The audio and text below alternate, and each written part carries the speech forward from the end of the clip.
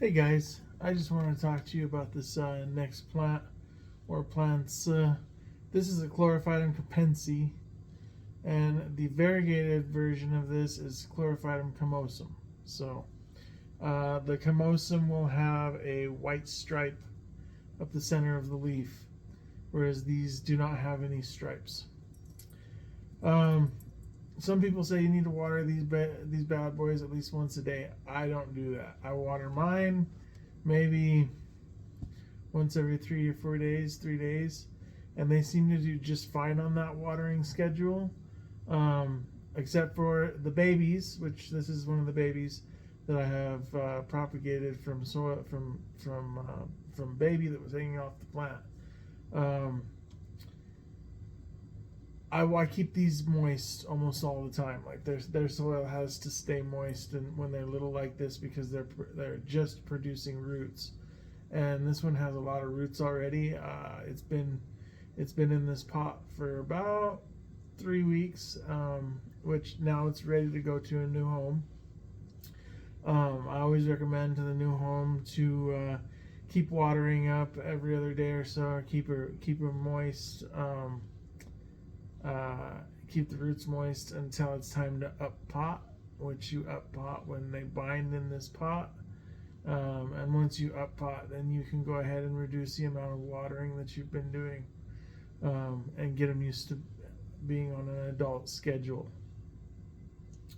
The soil mix is got to usually be kind of humusy, kind of woody, maybe some perlite mixed in with the soil. They like a little bit rockier, sandier soil.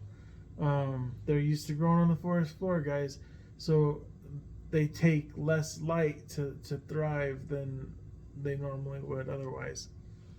The only thing you need to look out for with the capense and the camosum is you need to look out for bleaching. If you have them set in a window and they're receiving too much light, they will do bleaching. Especially the camosum will bleach out, and you'll get like a turquoisey color in the leaves, and then you know it's time to move them away from the window because they're getting too much light.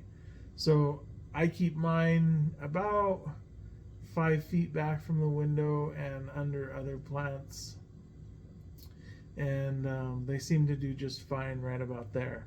So a little shadier growing, but not full shade, kind of shady, about indirect filtered light is fine for them. Another way to get them to grow really well without using any actual indirect sunlight is to use a grow light. You can give them a lot more light, and they'll do less bleaching under a grow light.